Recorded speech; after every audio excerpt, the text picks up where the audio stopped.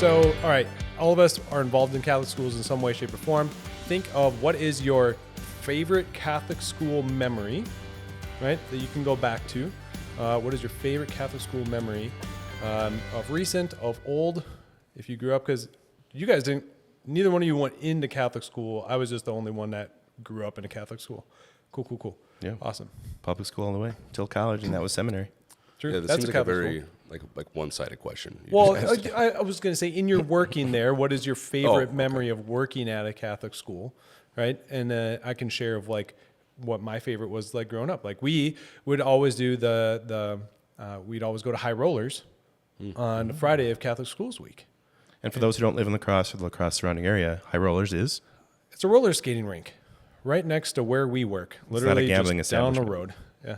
It's what? It's not a gambling establishment. It's not a gambling Yeah. establishment. Did not have a bunch of kids do that. It's not how it worked. But like, yeah, we would go there. And I remember like Friday of Catholic Schools Week, like we would go to High Rollers, and that was just like, that was the trip of the year. And then it would always be like sports day. And I remember I got my first Bronco. I'm a Denver Bronco fan. And so like I got my first Bronco jersey for that day. And it was a Champ Bailey one back in the day. Oh, yeah. What a guy. Small I didn't really head. know who he was. It was the Small only one head, at yeah. the store. Yeah. So then he turned out to be okay. Yeah, he's all right. Yeah, he's fine. Yeah. So, I mean, that was probably my favorite memory, like growing up, going back to always going to High Rollers. It never got old. I loved it every single year. I couldn't skate for crap. I fell and almost broke my wrist, but it's fine. So if by chance you end up getting a sponsorship from High Rollers, not saying that's happening, but like next time, could we like do it there? We could do the podcast at High Rollers Like, while we're roller skating. while That's roller what I'm saying. skating. I don't know how to roller skate. That's like the I do. Catholic school mashup. Okay. Everybody in the area would understand that. I failed that part in gym class in high school. Did you have the ones that you strapped on your shoes? No. They're like the real, like the old school roller skates. And Okay. Yeah. And I told our gym teacher was my football coach at the time, and I said, I'll just take the F for this unit. And he looked at me and said, "No, you're gonna try." And I was like, "No, like you don't understand. Like I'm gonna hurt myself." And he's like, "No, you'll be fine." And I was okay until the last day. He like dropped a disco ball down, right? It was awesome. It was in big gym, right? That's and impressive. we were going around, and then I realized that like the only thing I didn't learn was how to stop. And so I just kept gaining speed. But Usually that would be like day 2, right? sure, yeah. But I was like, you know what? There's like those little pads on the front. I'm like, if I just lean forward, I'll stop, right? Like slowly. Yeah, like a mountain bike. I'm a big guy, and so like all that momentum, I learned about physics that day. That was your physics lesson? Yeah, and so I went flying, and like we were wearing these wrist guards or whatever, and saved my wrists, except I landed on my face, so I like didn't Didn't have a wrist guard. didn't have a face guard. No, yeah, that's too bad. so ripped my chin open. But anyways, I'm just saying I was right. That's why you have a beard. That's Makes why. sense. Covers the scars of old. Yep. Oh, that's too bad. Yeah. So, but yeah, what do you guys got for? Favorite memory? Yeah.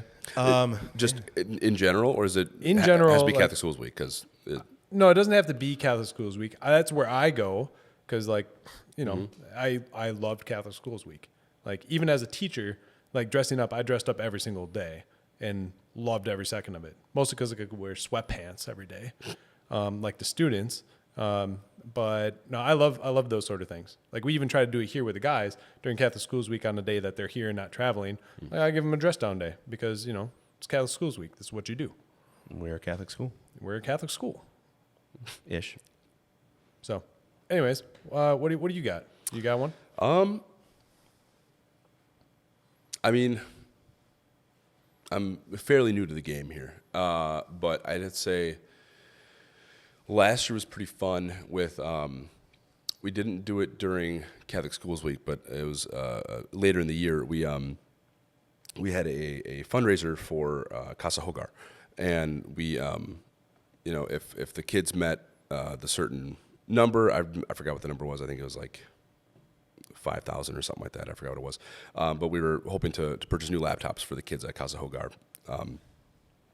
And we hit our goal, and the prize was we were going to have a chaplain clash. And so thankfully we're blessed with two awesome chaplains. but they basically like grew up together, so they act like an old married couple. Oh my gosh. And it's all like they'll like call each other out like in their homilies. It's great. But we like were hyping this thing up for the whole year, and we kept having to push it back because there just wasn't a good time to do it. And it originally started with like they wanted to do like a boxing match, and I was like, haha, that's great. And like they were like serious, like they wanted to box, and I was like, no, we can't do that in a Catholic school. So we settled on they were gonna be in like those big like inflatable sumo suits, and we're gonna get like the wrestling mat out, and they were gonna sumo wrestle each other. Sounds fantastic. It was awesome. So that was, I mean, the kids really bought into it. So that was like the main event. That was like the marquee was Father Ryder and Father Slotchick just shoving each other in fat suits. Like it was awesome. And I got to be the DJ, and the kids were loving it. Like, we had 500 kids in that gym, and they were just all screaming, and it was just a really fun time. It was good. And for the record, who came out victorious? I was trying to avoid that. I know you were. I was very gently. You're walking around there. I mean, we Please got to don't get it out fire there. me. The people want to know. It was Father Tim Ryder. Wow. So yeah, he Sneakily strong. yeah, for as small as he is, yeah, he's like. He's a little guy. I mean, don't they say like dwarves are strong? Like that's like a like I don't know if you can say that, if you read Lord of the Rings, well, not Yeah. like J.R.R. Tolkien. It's okay. Yeah, that's what I meant. Did someone like throw him, like in the movie, like throw me, like because they No, can't jump or anything? No, but he no, he just kind of, I think he just had leverage. He just kind of pushed him out. It was really fun. But then Father Slotchick had to shave his beard. That was like part of the. Oh yeah, and that guy punishment. has a. He had a He had a very to nice Chris beard. Carson's. Yeah, he had a very nice beard. Almost to Chris Carson's. Almost. But, Not Chris Carson. not quite like Everybody's him. second. Yeah, that's Chris on a whole nother level. But yeah, no, he like shaved it into like he looked like he was straight out of the Civil War. Like it was like like General Burnside's like the whole. that's Yeah, pretty good. it was impressive. It was cool. But yeah, anyways, like that was just a really fun experience. I think just overall, like I think part of the best thing being in a Catholic school is the kids. Like they're just good kids, right? Like I don't believe in like bad kids. Like there's just bad circumstances or bad decisions, right? But so far, all the kids they're just great, and it's just an awesome environment to be in, and like to openly be able to talk about your faith, like that's just awesome. But yeah. No, that was definitely one of the things. Like being there, Catholic schools get a bad rep from the public schools. I was a public school high schooler, so I despised Aquinas like everybody else had to.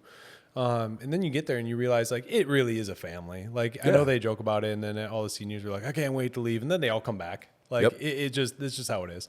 They talk a big game, and then they realize, wow, Aquinas is like in the Catholic schools. Again, we're just speaking from Aquinas' perspective, but it really is a family. Like that's there. The parents that are involved, the students, the buy-in. Like it really is great being able to see that sort of thing there. So yeah, you bring that up. Like I those rallies were just always my favorite thing too. Like being a teacher there, because they would get so hyped for even the smallest Just thing. the smallest thing, yeah. And they didn't care, but the energy was always brought. Yep. So what about as a chaplain? What do you got? What's your favorite memory of being at a Catholic school? Yeah, it's kind of hard. Again, people are going to wonder which one you're going to choose. It's kind of. By default, it's your favorite one, whichever one you choose. So Yeah, okay. I will dance around that.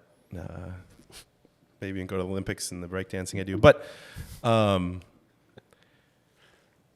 I would say the biggest memory going to the Catholic school and being part of it as chaplain, first and foremost, was something that, as you were kind of saying, I missed the opportunity, seeing the opportunity of being able to live your faith in school on a daily basis, or having that just built in, where going to public school, I mean, I was if you're a religious kid, you're kind of weird, right? You go to youth group, okay, you're kind of weird, but you do normal stuff, okay, whatever. And then part of it was, just that notion of having a chapel. So as a priest coming into a Catholic school, and there's a chapel there, and the Blessed Sacrament's there, and celebrating Mass as part of the school day. And it was like, I'm like, wow, this is such a great opportunity that, looking back in my own life, I was not, circumstantially where I lived. I mean, we didn't have a Catholic school. But I would say going, forward, then looking at memories, sharing a lot of memories from Catholic Schools Week or different things like that, homecomings. Maybe I'll give like a memory from each school. That way, we're you playing 3D chess. That's right. You guys are checkers. I'm playing chess here. So, I'd cheat anyways. when being at Columbus, being part of the gym class was always enjoyable. Going in and, but also I think Father Martin and I would go and we'd lift a couple times a week, and the students would save us a bench that we would bench and lifting as part of our weekly routine. At Newman, probably Catholic Schools Week celebration, whether it was the dodgeball, the teachers versus students tournament, or I played scout team quarterback when they were getting ready for the playoffs, and one of their quarterbacks had a music commitment where he had to be gone. So the other coach was like, "Hey, Father," I was at the practice, and they said, "We don't have a decent arm, so can you step in and maybe do that?" And so I ran the scout team. Just practice. assume that a baseball player's got a good arm. They saw me play dodgeball, so they're like, "Oh, this guy, he can This throw." guy looks like Ben Roethlisberger. Yeah. And I can played slow third. ball. Yeah, so and coaching baseball, but and then at Aquinas, I think it was the staff for students volleyball. I think during homecoming week. What a time to be alive. Yeah, it was. It was enjoyable. Perhaps spiking on a senior boy's head. It wouldn't be Bryce Lee, would it? We're not saying names. We're not saying names. Or things like that. Again, being on the sideline of football games or participating in those things. So a lot of great memories. I could go back and at each of the assignments looking at that. So those are the high schools. I was also at a school in Genoa, right? So as a parish, we had a parish school. So St. Charles in Genoa in that school. Many fond memories there. Working with the students, going out to recess, playing lightning, getting beat in lightning. I actually very rarely happened. No, I didn't, get beat by Kids second are graders. good. No, they were very talented. When you were at Aquinas, were you because the reason I ask is Father Solachik is the current pastor at Genoa, so he effectively he's got to be at both schools, right? So he's only at Aquinas quarter of the time, but did you also have to do the same thing? Like, did you have to run basically both places? Yep. That's tough. Yeah. Without a campus minister. Without a campus minister. I was very jealous when you came on board. And I mean, I'm just a glorified secretary, but I mean, that's what I was jealous about. So Yeah, all you had was me. he was at teaching that. class, and I was just interrupting. Now we're class, back together again. What and the here heck? we are. look at us. Look at us. Who would have thought? Who'd have thought? Look how far we've come. So Awesome. So, like, looking at vocations, okay. So we're promoting Catholic schools. We say that it's a good thing. Like, it really is. The culture there, being able to have mass, have the priests, have a religious come in, right, to be a part of that. Again, having a campus minister. How do you guys see vocations being fostered within the Catholic schools right now? And what can people do? Even those students that are in Catholic schools, what can they do to keep growing their vocation as they're in those situations? I think, speaking from the standpoint of a chaplain, talk to your chaplain, right? Yeah. They're people, they're not as weird as you think most of the time. And the other thing too, I think, is allowing the practice of the faith to help create a foundation for you moving forward. So if you're a student, right, really taking advantage of those opportunities that you have to foster your faith in the school setting, right? I know many of the schools, they'll do like First Friday Adoration. They'll do a lot of different devotional things, and some of them will have the daily mass in the morning before school, or sometime at throughout the course of not just the school mass but other things like that, optional, or kind of outside of the normal times. They'll have different devotional things. So to be able to enter into prayer, and ultimately that's where we find our vocation is being connected to God. Vocation being that call that God has given you. Again, one of the things that's so important to reiterate is that in finding one's vocation, it's not like this giant game of hide and seek where you have to like go out into the world and somehow stumble across it. And then it's like, oh, I found it. This is my vocation. This is what I'm supposed to do. But ultimately it begins with God planting your vocation within your heart and your soul. And so it's discovering that within yourself by going to God, going to the source, and allowing that to kind of be, to begin to grow. Again, the seeds of the faith grow by us participating in the faith and being nourished by sacramental grace and all those different opportunities. So, that connection to prayer as a student, and just in general, people in looking at Catholic schools, we have to realize that it's not, like we kind of joke, it's not Catholic Disneyland. So true. Everything is not perfect. And to say so would be an outright lie, right? It's not this paradise in which everything in the Catholic schools are great and perfect. And, unfortunately, because we're human beings too, right? And so every aspect of humanity is present in the Catholic schools as well. So there are challenges and difficulties that can be faced and seen in the Catholic schools, and they're imperfect. But like the rest of the church, not saying that you're supposed to judge other people around you, but like you walk into your parish on Sunday for Mass, and the people sitting to your left and to your right are not perfect. Right? It's a classic C.S. Lewis quote where, in the Screwtape Letters, that distraction or that temptation to judge yourself in comparison to the other people and say, I'm better than them. Right. We gotta fight against that. So to be able to foster an authentic faith, which can be fostered in Catholic schools, but also to realize that, supporting them can be important too, to create an authentic environment where the faith can truly be lived and practiced, to set, the students that are there up for a future with the faith going forward, so that it becomes something that, they're able to have as they take that next step, whatever that next step is. So, and again, that's just all part of what vocation is, that calling to follow Christ, whatever way that is, but also the vocation, a particular vocation that God has planted within each heart and each soul. Awesome.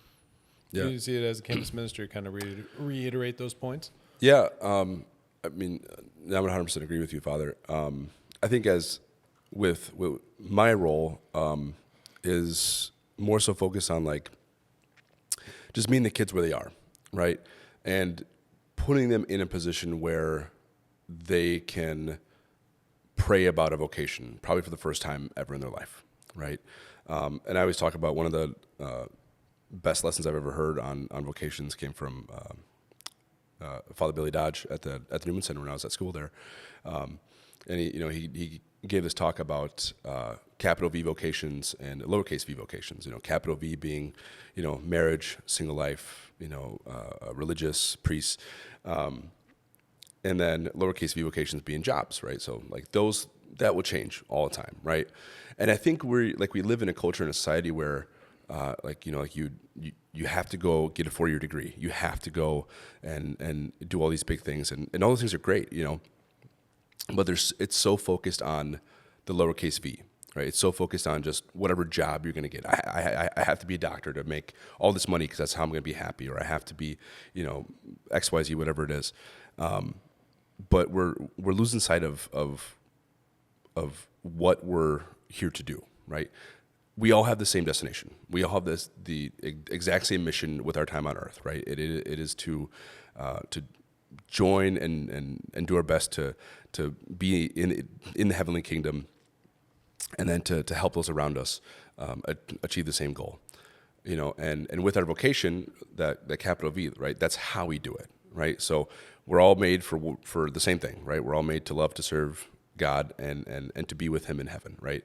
And how we do that, right? That's part of our vocation. And I think just talking to kids about, and I think it's important that we have chaplains where like they can show that side of it, right? It's important that we have the journeymen, that men can see like, oh, like these guys are considering, entering into the priesthood. It's important to have a layperson like myself, right, who's married and have children, and just to show them that you can live this life of faith, that you can do this, right, and doesn't matter like what job you're doing, right, like this is just a normal part of life that you can live, and that you can be happy with whatever God has planned for you, right? But to get to that point, right, we got to put kids in a position where, they have this relationship with Christ, where they can be open to what He's calling them to do, right? I mean, you talk to every senior in high school, they all have most of them have a plan. Like, I'm going to this school, I have this, and I always share my testimony, whenever I talk about this is, I had the same idea. I was going to be a physical therapist, I was going to UWL, I was going to get this degree and all this, right? And I got a degree in biology, excuse me. And my senior year, just before going to PT school, I started tutoring, and I fell in love with it. And I felt this weight of like, maybe I should be a teacher. And I kept pushing it off, right? I was like, no, like I know what I want. I have a plan. It's a good plan. Right? Like that was part of my prayer was, my plan is good, right? It's not like I'm going to drop out and like go sell drugs. Like that would be a bad plan, right? But the Lord just kept putting that on my heart of, maybe you should be a teacher. And I wrestled with that for months, and eventually, I was in adoration and I was kind of fed up, and I remember just looking at our Lord and saying, fine, if this is what you want me to do, I'm in. I'll give it all up. I'm in. But I need to know that I can trust you. 5 minutes later, my phone rings and I get a job offer for being a 6th grade teacher. Like that, and I knew like God was real, obviously, but that really just like solidified for me that, yeah, like God's plan is like He has something for me, right? And so like I have that tangible, evidence, to say like, no, like God is real. Like God has this plan, and whatever He has is so much better than whatever we think we want. And like that moment happened for me, and I thought I gave it my spot in PT school and pursued teaching, and that was probably like the hardest year of my life was going to teaching because I'd never have done it before. But it was the most fulfilling year, and like I can't see myself, being a doctor now. And so it's like God knows what you want, and I think it's just putting kids in that environment of, like here's how you go about trying to figure this out, right? Like it's not so much about what you want, right? Because whatever God wants for you is ultimately what you're going to want, right? But no, that's great. I thank my parents, like I'll name them, right? Thank you, Mom and Dad, Pat and Cindy, for putting me in Catholic schools, right? Because like I loved that experience growing up. I know I was different than the other kids like in town, but like, going to tiny little Sacred Heart, like shout out to Cashton, right? Little tiny Sacred Heart. I remember my 7th grade year, we had 2 students in there. Mm-hmm. But the fact of being able to go to Mass, and I remember like 9/11 when that happened. Yeah, I know I'm old, but like I remember when that happened, like what was our response? We all walked over to the church and we prayed. We prayed a whole rosary as a school that day. And so it's like those experiences, when you put somebody in touch and make the faith something real, like that you can bring it in and make it into something like this is applicable to my life. Like you don't understand, going back to how we started, right? It's with the ripples. You don't understand where those ripples are really going to go. And they might bring you to somehow having a podcast someday about talking about vocations with other people that are doing the same awesome things. So it's a crazy life out there. But, we love the Catholic schools. We support the Catholic schools. Again, you got questions, you can find any of your local Catholic schools online, go on to the diocese, ask your parish priest about it, and hopefully they'll point you in the right direction. But yeah, I think that does it for today. Unless we got any last words. I don't think so. Is this like where I just like shameless plug anything I want? I mean, yeah, that's kind of how it goes. Like Aquinas got a brand new weight room. It's pretty cool. Oh yeah, that is true. Don't Yeah. even like that could be a whole nother podcast about how jealous I am of this weight room. Hey, maybe that's the next one. We do it in the weight room. In the weight room. Ooh, Like with you know, Coach I Lee would or love something. that. Lifting weights while we do it. I'm a big fan of that. Like, Let's do cause that. yeah, that Aquinas weight room, that was dingy. It was gross. Yeah. And I loved every second of it being there at 5:00 in the morning with those students opening it up when I was there.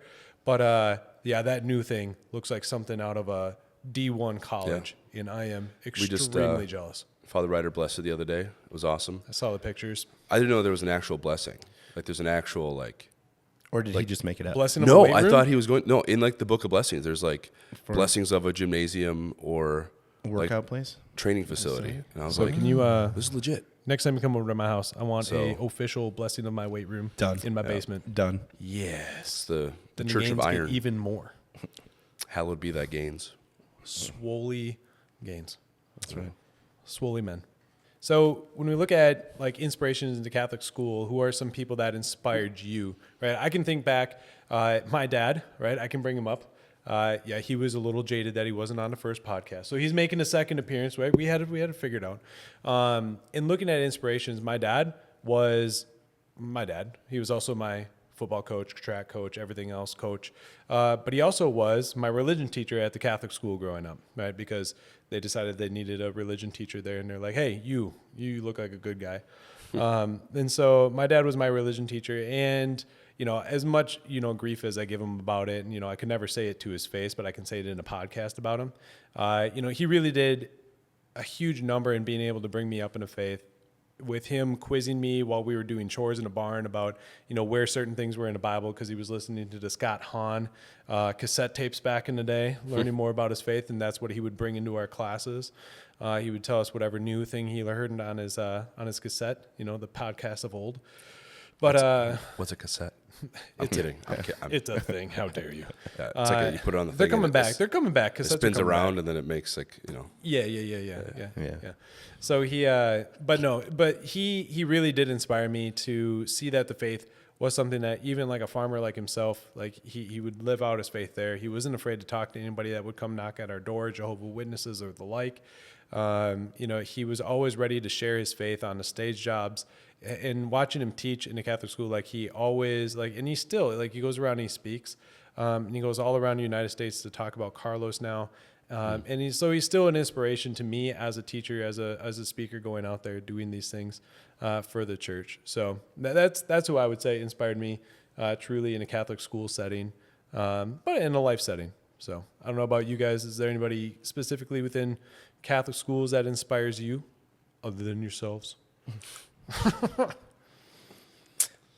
I mean, I think just not, you know, growing up in public school, I can't say I have the same, you know, experience towards a Catholic school, but I will say, like, there were several teachers growing up that just made me absolutely hate school. Like, it was like I just hated school, right? Like, I did not want to do anything with it, and so it's ironic that I'm in education, you know. But looking back at it, you know, it's like I know how those teachers made me feel.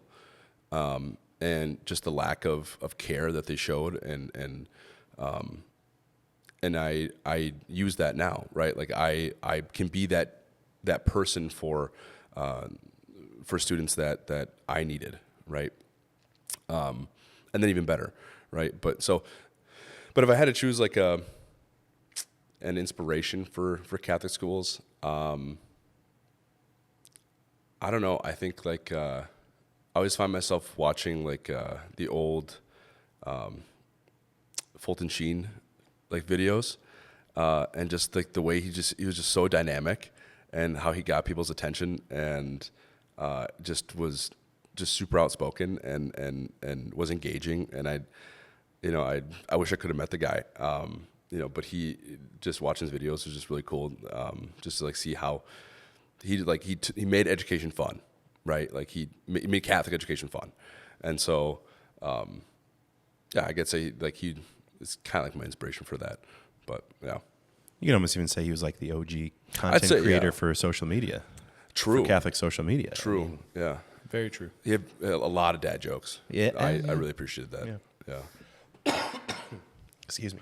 I would say for me, again, growing up in public school, and I think it's important to recognize too that, this notion of Catholic Schools Week is somewhat foreign until I entered into,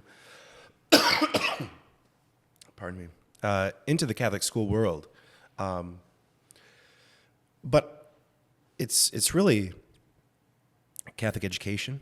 You mentioned religious education, and the work that, Andrew, like you said, your dad, that he put in to sharing the faith, passing that faith on. I look back and I can see, great examples and witnesses of the faith in my teachers in religious ed.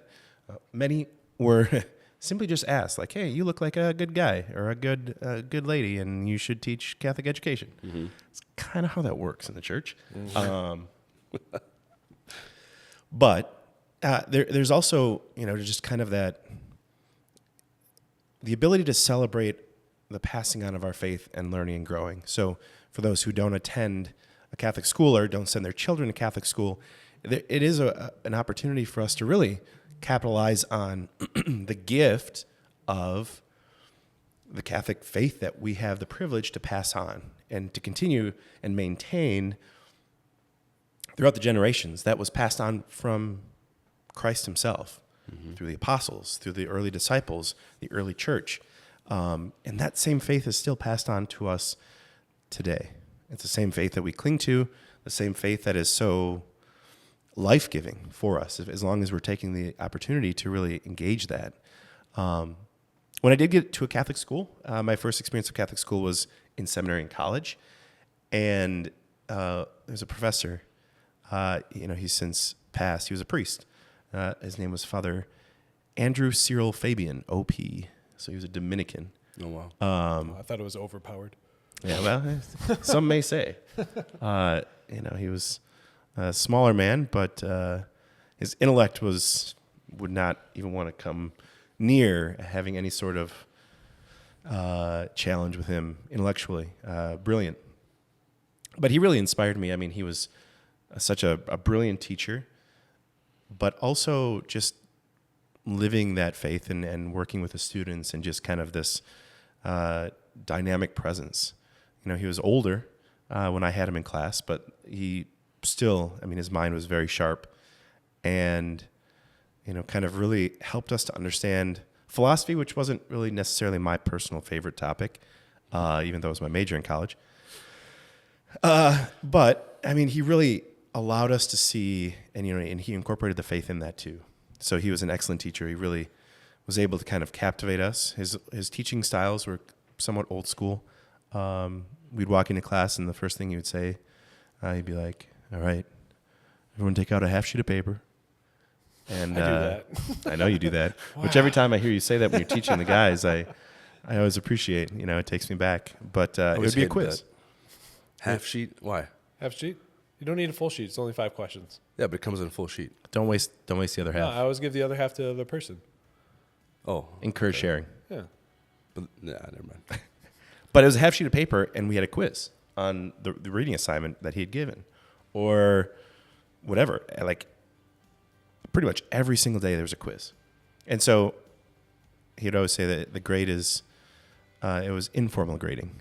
So it mattered, not in the numbers, but it mattered, right? So it was his way of saying what you're learning is important, and you need to make sure that you're remembering it. It may not show up in the grade book, so if you get a 1 out of 5 or a 0 out of 5, he would write "see me" on it, and we have to go stop in his office. And then eventually he kind of said, "Oh, okay, someone was complaining. That's pretty demanding that you write 'see me' on this sheet of paper." So he started writing "see me, please." And that made everybody feel better. But great inspiration for me, both in living his priesthood, but also just as a man of faith, as a priest of Jesus Christ, and a great inspiration and model for me. And with that, thank you all. This is Down by the River. Until next time, I think next time, what do we talk about? We're talking about our Seek recap and what it's like being with 18,000 people in Salt Lake City. So stay tuned for that. It's going to be a good time. Thank you, Des, for taking time out of your day. Thanks for having me. You know, for Mr. Pellinger and Mr. Knudsen, for all those people letting you come over here, talk about these Catholic schools, whether they wanted to or not. I don't know if they know I'm here. Yeah, that's fine. So we appreciate you being here. When they listen. Yeah, beyond in the future. I think we'll have you back. I'd love to. So, great. Awesome. Great. Thank you. Thank you all. Praying for you. Pray for us. God bless.